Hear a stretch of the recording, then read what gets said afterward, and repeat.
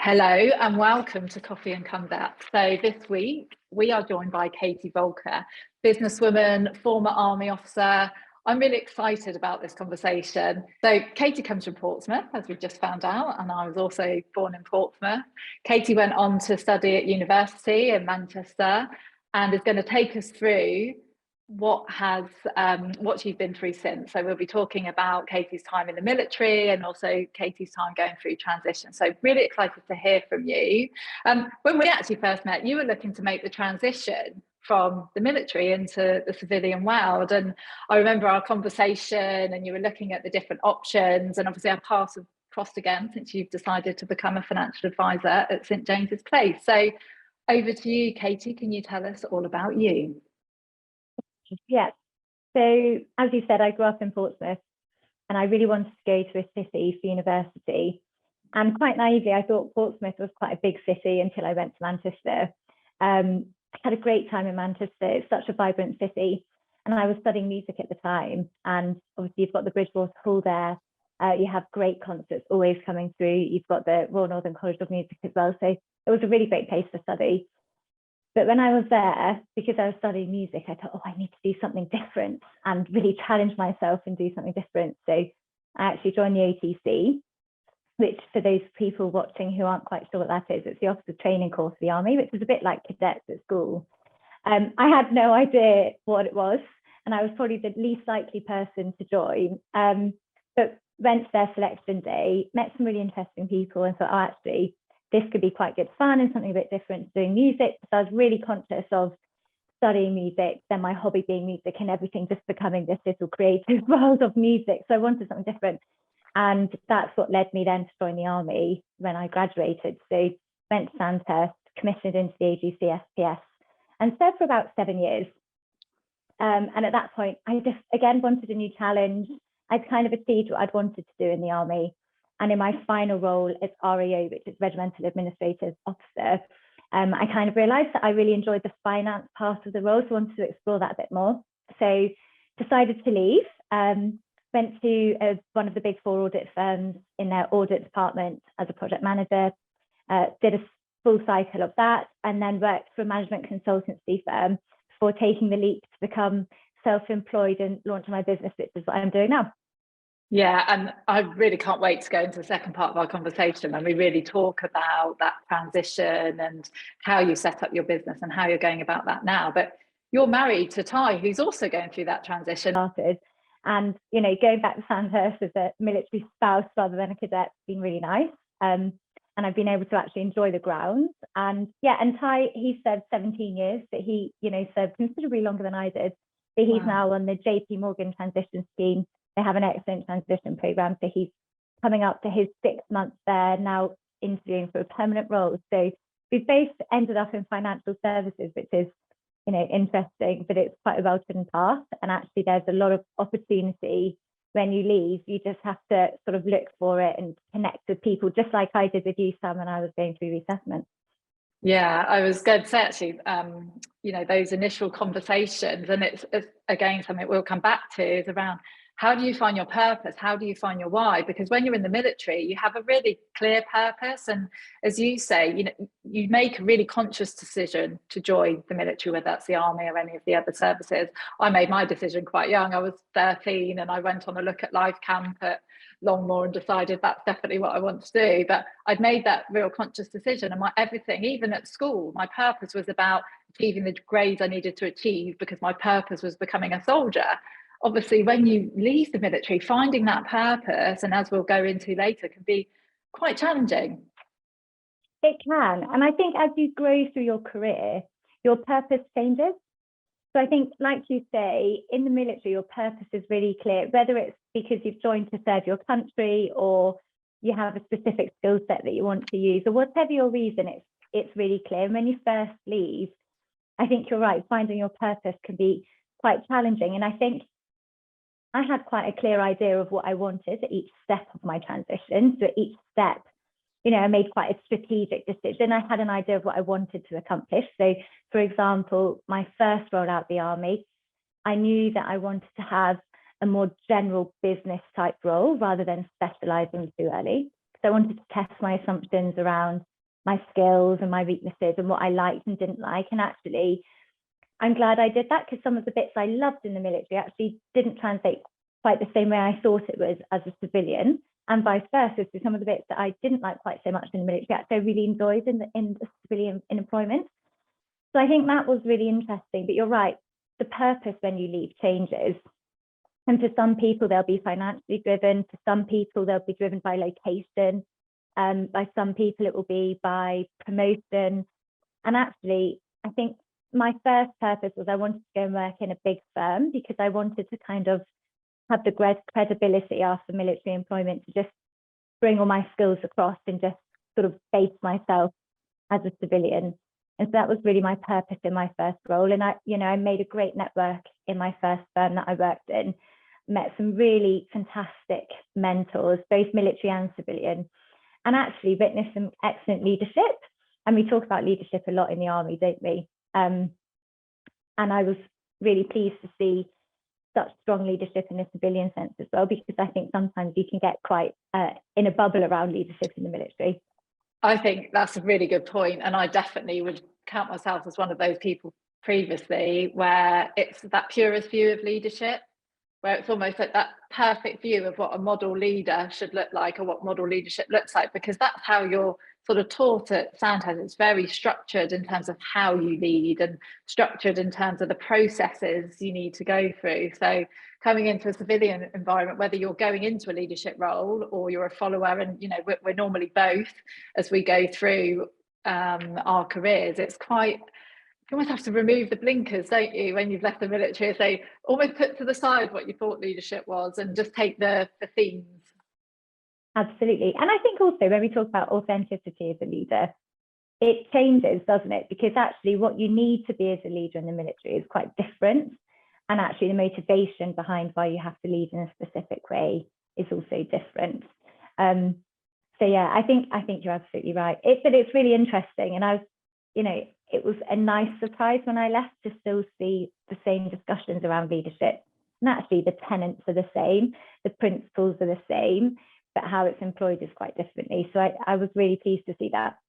Yeah, that's great. And actually one of the messages that I'm drawing out there, which I really love, is around change, which you really allude to around the change in purpose, and that our purpose at different stages of our lives, at different stages of our career, can change, and that's okay. In fact, that's expected. And leading on from that, when you talked about the challenges, where are you really going to focus today around challenges and how you've worked through those? Are there particular events? What context are we going to set around that today? So I think just the year's worth of training at Sandhurst. And whilst it might not be the biggest challenge, I would say it's probably the most formative challenge that has then had the biggest impact on me moving forward. And, looking back now, having served 7 years, actually, Sandhurst was actually quite easy in hindsight, if I could, if I dare to say easy. Definitely one of my best years of my career. Loved it looking back. Yeah, you get the rose tinted glasses, don't you? But, it's really challenging at the time because you've never been in the military before. So, you're learning all these military skills in 1 year. And it is a really big challenge, and you've got the challenge of working with brand new people that you've never worked with before.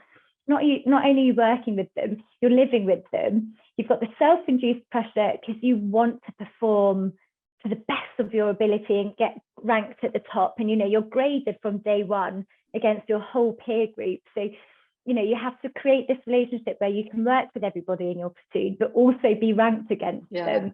That competitive edge, which inevitably all the Army officer cadets have to be exactly. there. Exactly. So yeah, so that's my pick for the example of the biggest challenge today. Yeah, and it will be really interesting. And if I take myself back to Sandhurst, as I mentioned, I'd obviously already been in the military for 6 years or so. And I remember in the first term, where, as you say, if you've not been in the military before, yes, you've ironed kit before, if you've been part of whether it's cadet forces or OTC or whatever it might be. But I found that in the first term, I was probably a bit of a go-to because I was able to support and help others because it was sort of old hat to me. Then where the sort of, I felt like, okay, we're all sort of in this together in a different kind of way as you go into terms 2 and 3, when it really focuses on the leadership side of things and all the more technical aspects of being a military officer. And so I probably have a different, I'm really interested to hear how it felt for somebody that came into the military and had to make all of those adjustments, and what that's obviously meant as you've gone through periods of your life and adapted. So yeah, over to you. Yeah, I think firstly, time changes when you're at Sandhurst. You know, you go straight from university, and at university you think, oh, I've only got an hour to read this book or whatever. And then you get to Sandhurst and like, oh my goodness, I've got 15 minutes. I can change my outfit, have a cup of tea, iron my kit ready for inspection tomorrow, you know, prep my room and put a load of laundry on. So I think your concept of time changes. And that certainly stayed with me, I think, through my career, even having left the military now. You know, when I'm looking at the business, I think about, you know, my battle rhythm, if you like, for my week. And actually, you can get a lot done if you're structured with your time and you know what you're doing. So I think Sandhurst sort of taught a lot around being disciplined with your time, understanding how much you can do, you know, don't delay, you know, do your kit the night before, all of that sort of discipline. I think the challenge is that it's a 12-month course, and that's a really long time to be feeling assessed, you know, because you really question yourself. So not only your military capability, but you question, am I doing the right thing? You know, can I do this? Am I performing okay? And it really is a journey of self-discovery, I think. And like I said, you know, getting to know the other people that you're working with. So I was in a female platoon then, so we hadn't had the review where we had mixed gender platoons. So I was an all-female platoon, and that was a new environment for me. I have lots of sisters, but generally up to then, I'd been in quite a male-dominated environment. You know, even at school, we were quite male-dominated, really. So I wasn't quite used to working with just women. And actually, it was a real challenge then when I commissioned, because I went through an infantry regiment where I was the only female for the majority of the time. So actually, that was really interesting as well. So I think Sandhurst, you know, the physical challenge, the mental challenge, you know, the confidence challenge, all of that, I think, makes that a challenge. So the time challenge is a really interesting one, isn't it? And you mentioned about how you've taken that forward now in terms of how you manage your time. But when you were at Sandhurst, how did you find adapting to those sort of time pressures and the number of different things that you needed to do in a short space of time? It was hard, you know, made harder by the lack of sleep, I have to say. But you do learn quickly to prioritize. And you learn quickly to, when you've got to do something and it's on the to-do list, you learn quickly to actually do a bit of analysis. And you think, okay, well, if I don't do that, what's the impact? And you kind of, you know, think about the second and third order effects rather than just having a to-do list. You think, actually, what do I actually need to do on this list? So that was the first thing, learning how to prioritize and the impact of prioritizing certain tasks over others. Asking for help. You know, we had some people in the platoon that were great at some tasks and others were terrible at others. And it was working out who was good at what, how could we be most efficient as a group of people, and asking for help when you were struggling. And I think also just kind of trusting yourself a bit that you could get it done, because I think a lot of it, you waste time thinking, oh my God, I'm never going to get it done. You spend, you know, energy worrying when actually just do it. And it's sort of trusting yourself that you've got the capability to do everything that's being asked of you, whether you're doing it yourself or you're asking other people and working together as a team. So yeah, we did pick up sort of skills along the way that helped with that time management pressure. Yeah, and that self-belief piece is so important, isn't it? And I always remember an acronym, JFDI. I don't know if you remember that. Oh, I don't know it's always that one. stuck in my head, which is just F, do it. That whole thing. And I still stick with it now. If I sit there, look at my to-do list, and I love what you said, actually. I've written that down about saying, what's the impact if I don't do it?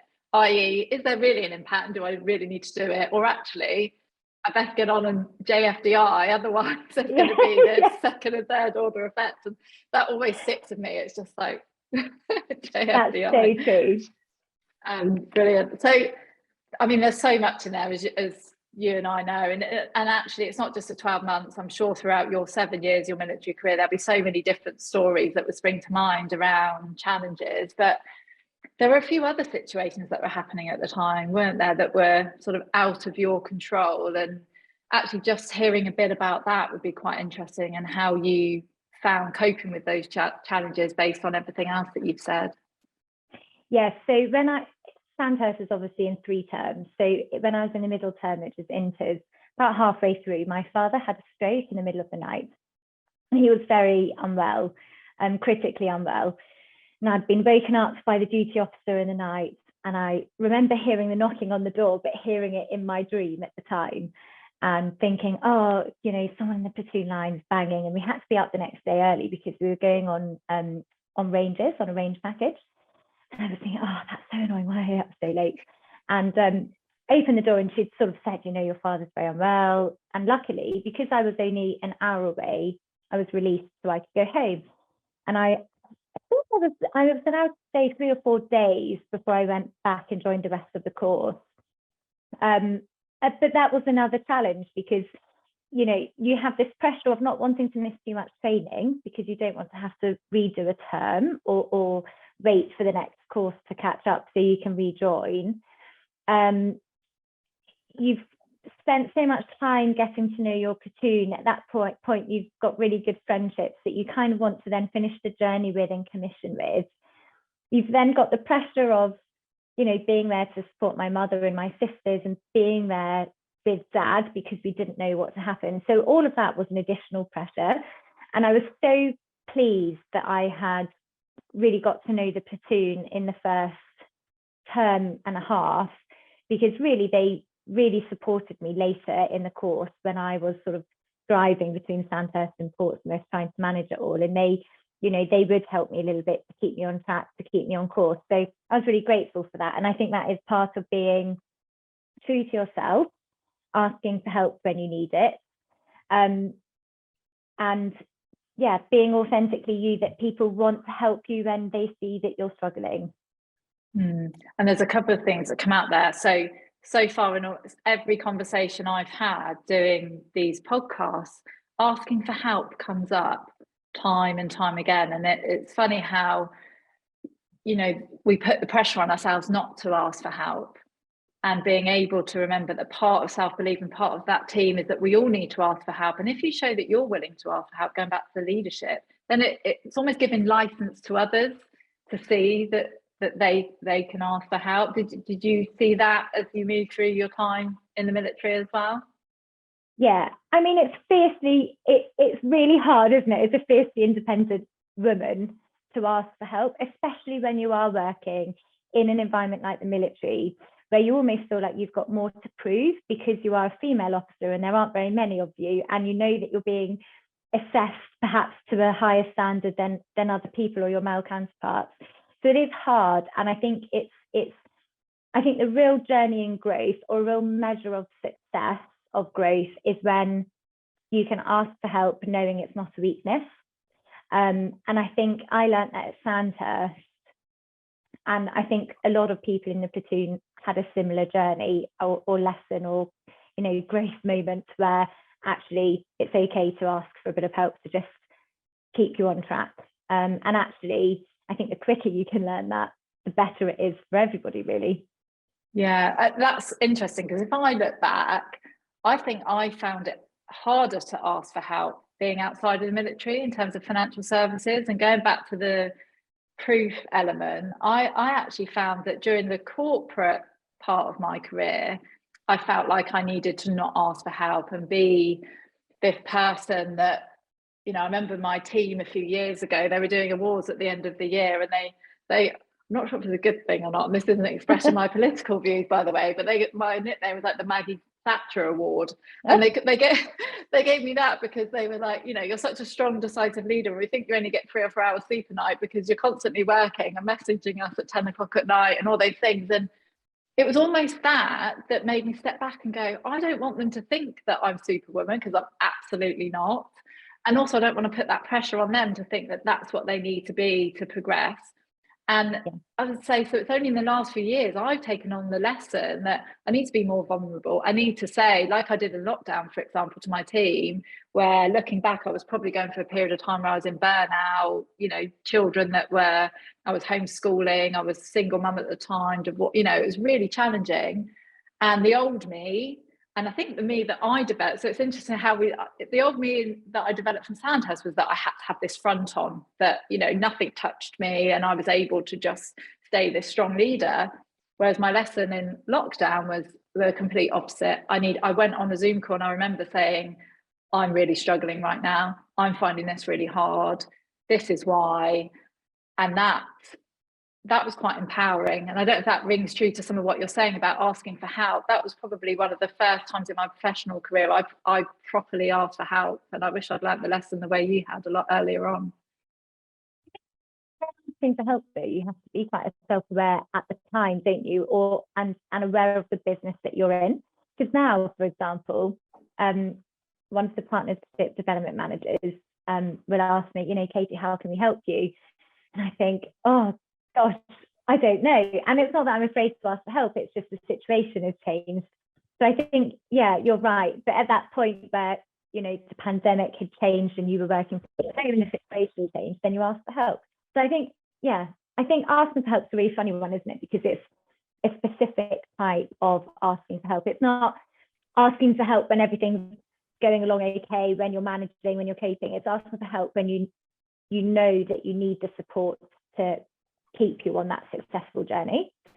And also because then you have people in a platoon through training, right, who ask for help perhaps more than they needed to, and it got rid of some of people's goodwill. So I think it is a really fine balance. I love this part of the conversation where we get to understand a bit more about you. And actually one of the conversations we had when we were preparing for this was around, in business, often we don't have these conversations with clients or each other because we're there for a purpose. So we'd love to have a bit more of an insight into who you are. And you've already given us some really interesting insights into that. But what's your favourite film and books? And what's an interesting fact, actually, that people might not know about you? I always struggle with the question of what's your favourite film. Because whilst I watch lots of films, I don't really have a favourite. And I was talking to my husband about it, saying, I've got this question, what do you think? And I haven't really got one. And he said, yes, you have, Katie. You watch Harry Potter on repeat all the time. And I said, I can't really say that on this recording with Sam. And he said, yeah, you can. And I thought about it. And I thought, actually, no, I can, because I need to be me. And I think, Harry Potter has got a very special place in my heart because I grew up reading it and I am a musician and I think the soundtrack's amazing through all of them. But also I think the characters are so interesting, and I really love them. I think it's amazing that J.K. Rowling created this whole world that so many people feel engaged with, that is still going now, 20 years on, is quite remarkable. So I think, favourite films, Harry Potter. Is that the same for your book then as well? Or do you have different books? So I am an avid reader. I really like reading a lot. So my favourite book is The Inner Game of Music, which I read at university. And it talks about how we learnt to communicate and how birdsong first came about to create music, basically. And it's a really interesting book, but it goes into a bit more around the psychology of music and performance and how you can perform and how tone can affect performance and how practice can affect performance. So it's a bit of a geeky book, I guess, but I really enjoyed it. And actually now I'm reading The Psychology of Money, which is quite well known in financial services. An amazing book. And I've only just started it, but again, it's around the psychology of people's behaviours with money, which I'm quite interested in my business. So that's my current read. And then an interesting fact. So I grew up as a competitive swimmer, and when I was assigned to Harrogate, when I was serving, I took a team of permanent staff to do the cross-continental Bosphorus swim. So it's a 6.5 kilometre race from Europe to Asia down the trading strait. And that was a really interesting challenge. I hadn't really done much open water before then. But yes, so I think that's an interesting fact, as I competed in that. I think I was the first female GP finisher at the time. And it was a really good event, actually. It was stressful, very good. So yeah, there's an interesting fact. Wow, that does sound amazing. And I wouldn't say I'm obviously double in triathlon, etc. But swimming was always used to be my weakest element until I got older and actually became quite good at swimming. And I did a 10K marathon swim in the pool, you know, the new Olympic pool. Oh my goodness. And honestly, it's put me off swimming for life. I remember getting out the pool and I couldn't move my arms. And by the last probably, I don't know, 3 or 4K, it was like every stroke was an effort because I hadn't put in the training before to really know what. I've only went up to 4 or 5K in my training. And my goodness. so when I just that's like my idea of, I'd rather run a marathon every day for 7 days than swim a marathon ever again. It's just so good for you, isn't it? And I think open water swimming, there's something quite peaceful about it. So we did quite a lot of training in Catterick, which has this huge open water lake. And it was just quite a beautiful place. It's really zen, you know, being able to take a breath and seeing the trees along the side. It's just, yes, very nice. Yeah. And cold water, of course. And there's, in fact, I was listening to a podcast recently about, Gabby was on there and she was talking about Wim Hof, but I started cold water showers actually at Christmas when I read Wim Hof's book, and I'm still doing that now. And actually it's just become a habit, and I can't get back to swimming yet, but I will do soon. I think there's so much research that goes to show that swimming and being in water, actually, or being around water, is really good for well-being. So I imagine, aside from the challenge of what you did with swimming, actually I expect it's quite a nice place for you to go back to, isn't it, when you go back in the water? So Katie, you've already given us a really good insight into the different stages of your career today. But could you take us through a bit more detail around the timeline and what that looks like, and of course what it is that you're doing now and what your business aims to achieve? Of course, yeah. So my last job in the army, I was regimental administrative officer. So part of my role was to audit the public and non-public funds. So anything to do with finance, basically, for the unit I was attached to, which was the Army Air Corps actually at the time. And I really enjoyed that. And so I kind of knew I wanted to do something in finance. I had started the SEMA qualification, which is a management accountancy qualification. And I was enjoying the course. But I felt that I wasn't quite sure if I 100% wanted to be an accountant, which is why I then moved to one of the big 4 firms, you know, because they are huge. And I thought, actually, I can go and get a really good understanding. And they have financial accountants as well as management accountants. They have auditors who will give me really good insight into the industry. And so I'd sort of done a process of elimination around where I wanted to go. So I took a project manager job, which was a new job at the time, actually. It was a new project, looking at how could they make, improve audit quality, how could they give the auditors more time back.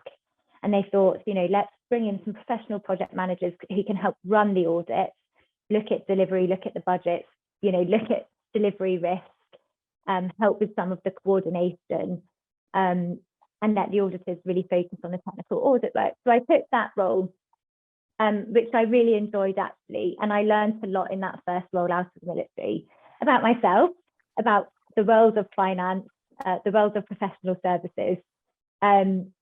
And it was a really big firm. So I knew after that role, I wanted to have a slightly different experience, working with a smaller firm. And I was quite keen to get board level experience. And so I was looking at executive lead roles at the same firm, in a big 4 firm.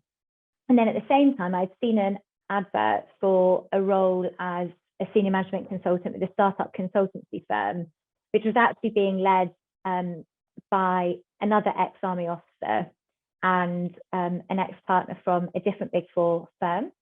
And they were looking at bringing together ex-forces people to create consultancy teams to go into businesses and help them prioritize, manage risk, using the 7-question combat estimates that we have in the military, which is a thought process to analyze a problem. And it was a really good opportunity. So I actually decided to move across, which at that point sort of ticked all of my desires. So I wanted to work for a smaller firm. I wanted to have board level experience. I wanted to work at a more senior level. And it kind of hit all of that. And the role I was going into was effectively like a head of people type role within a tech business that we were supporting. And I really enjoyed that. And it was completely different to my other role. And it was really the merger of the two roles. So then I was thinking about what do I really want my next step to be? And I knew I wanted to have something to do with finance, but I also really liked the people aspect. And I'd looked at St James's Place previously when I was going through resettlement, but wasn't quite ready to be self-employed at that point. But having had then a couple of years of civilian experience, really understanding myself and my skill set, my purpose, which we've already touched on a bit today, actually, it was then the right time for me to come across the St James's Place, retrain as a financial advisor through their academy, and then launching my own business. So really, it was a mixture of finance, working with people, and being a business owner. So it kind of hit all three boxes for me. And in terms of financial advice, that had sort of I'd sort of come across that in two separate instances. I was resettlement officer when I was in the army, and I was quite surprised how many people were leaving without having a financial plan. Because you're quite well protected in the services, because you have, you know, good access to housing, you have, you know, discounted food in the mess or in the cookhouse. Well, you also don't need to worry, do you? In that, you know, I remember they always used to say payday was millionaires weekend, because if you went to, you know, blow it in whatever way, or you ran out of money or whatever it might be, because let's face it, it's not as though you earn a huge amount in the military in comparison, but actually you're still going to be able to go and eat. Your accommodation and food comes out at the start of the month. So it's, you know, so it's that whole thing of you're almost living, as you said, a bit of a bubble, and you don't, I mean, I remember leaving and I didn't have a clue what an ISA was. I didn't know what a bear or bull market was. And I was 27 years old. And, you know, so that's the good and the bad of the sort of military versus the real world, isn't it? And I remember being at Harrogate, and, you know, the junior soldiers are young and they have a good salary and they have very little outgoings. And they've come back from a weekend having spent, you know, an obscene amount of money on a pair of trainers. And, you know, you'd see the corporals sort of looking at all the junior soldiers coming back. Exactly, or handbags. And it was just crazy. So that was really when I was like, actually, we really should be talking a bit more about financial education to our soldiers and our officers, you know, all together. You know, we should be educating people a bit and helping them think about where are you going to live when you leave the services. So that was my first bit. And I grew up in an environment where we didn't really talk about money, like it was considered rude and you just didn't talk about it. So I, like you, didn't really know about ISAs. You know, when I had my first mortgage, I just went to the bank, you know, on the high street and said, will you give me a mortgage? And it happened to be nationwide, and they were quite supportive of the military. So I think it wasn't a bad deal, but it certainly wasn't the best deal that I could have had. And I just didn't really know.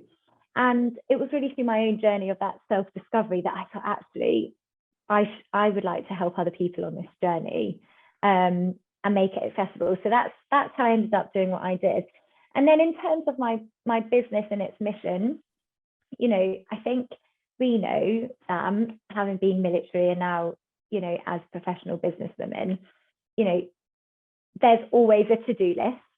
And quite often for a lot of professional people out there, personal finance will be on that to-do list, and it'll be something that they never come around to do because it's just, they know it's important, but they just don't have time to sit down and do it. So I'm on a mission to work with busy professionals to help them prioritize their financial well-being. And that's really what I'm passionate about. So yeah, so that's my aim. Take away people's worry, help them get it done, keep them on track, and you know, keep them accountable, which I think a lot of people, that's why they want to work with a financial planner, is because they do want someone to sit down and sort of actually, you know, perhaps you should just be thinking about why haven't you done that, or why have you? And actually, I think that accountability, you took the words right out of my mouth, because it's that whole thing. I think you said about you know, self-belief and self-awareness as well, but what we also tend to do is prioritize everything else. So we prioritize our business, we prioritize our clients, we prioritize our family or other people, and that thing that's for us, we go, oh, I just haven't got time to do that. And also nobody's there to hold you accountable to say, you said you were going to do that and not this. And I think just, you know, it's a great way to really support the growth of obviously not just women, but actually, as you say, busy professionals. I love that. A question I do have quite quickly is that you talked about obviously military, and as I'm sure we both do, we have quite a wide network of military that we might have met whether we're in or we're outside. But do you find that you work a lot with whether they're military now or they're veterans, or is there a real broad mix with your clients and the spaces that you work? A real broad mix, actually. So I have got some serving military clients, and I have a lot of veterans as clients, especially people who have maybe moved between different roles, just like I did. You know, and they've kind of got a few pots around and they just want to have a good idea of what their overall picture looks like and make sure they're on track so they can retire at whatever age they want to retire at. And then they refer people from their networks who I don't know, who are now, you know, who are professionals that they work with now. So it's a real mix. And actually word of mouth is really important for my business. And so I feel, you know, I try and get myself out there and get to know people and get to meet people, because I think having that personal relationship with somebody is really important when you're talking about money, because it can make people feel uncomfortable, you know. So having the right person to sit down and have a discussion with, I think, is the key point.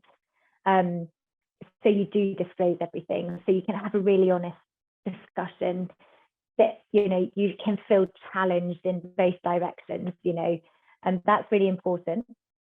We spoke about this, didn't we, around the sort of people buying from people. And what's quite interesting, you know, even having this conversation now and going back to, I think, what we mentioned earlier, is that you won't often have these conversations with your clients. There are things that hopefully even today in our conversation they'll learn about you and really get that feel. But what's the role of social media and how you build those relationships? What does that look like for you, and how do you bring that into your business based on all the learnings and the challenges that you've obviously been through your various roles? So I try and use LinkedIn to post more technical articles, if you like. They're more about the markets, more around different financial products, that kind of thing. And then I really try and use social media to show more about me, you know, so people can think about, if they want to come and work with me, who I actually am. Do they want to come and have a coffee? Would they feel comfortable having a discussion with me? So I really try and use sort of Instagram and Facebook more for that side of things. And I sort of share what I'm doing day to day, because I think some people aren't quite sure what a financial planner does. So I kind of try and share the kinds of discussions I'm having, what kind of activity I'm doing, sharing links to the other interesting articles that I've found. So I said to you on the way in today, I was reading an article that said only 16% of financial advisors in the UK are women. And so I just try and share stats and put myself out there a bit. So if there are female, you know, if there are women out there who are looking for some financial advice, they know there are women out there that they can reach out to if they want to. And that, you know, and there are plenty of excellent male financial advisors who will also deliver such great advice and plans too. But that, you know, it's your choice, and you should select on someone that you feel comfortable chatting with and discussing your finances with. Yeah, I agree. That whole thing, I mean, effectively, when you're talking about your finances, you reference the psychology of money in terms of the book. And what I love about that book, I've even said to my 12-year-old, actually, he's very mathematical and logical. But what I love about it is that it is the behavioural side of it, as you say, and it's actually about how you apply these lessons to your whole life. And when you look at finances, it's that whole thing of money is necessary. We all need it. We all need it to pay for our heating, to pay for our food, to do the basics in life, let alone all the other extras that we might want or need. So that thing that the more educated you are about it, but actually that you're able to go sit in a room with somebody and almost pour your heart out and say, this is where I am now. I want to get here, but I don't know how to get there. Going back to your point about asking for help. So how can you help me? I don't understand. I don't understand the language, or and interested actually to know when it comes to the female financial advice piece. There are a number of women, I'm one of them, and I'm sure we know a number of them ourselves as well, that won't have always looked after the finances of the family. I mean, with a finance background, I always do and have.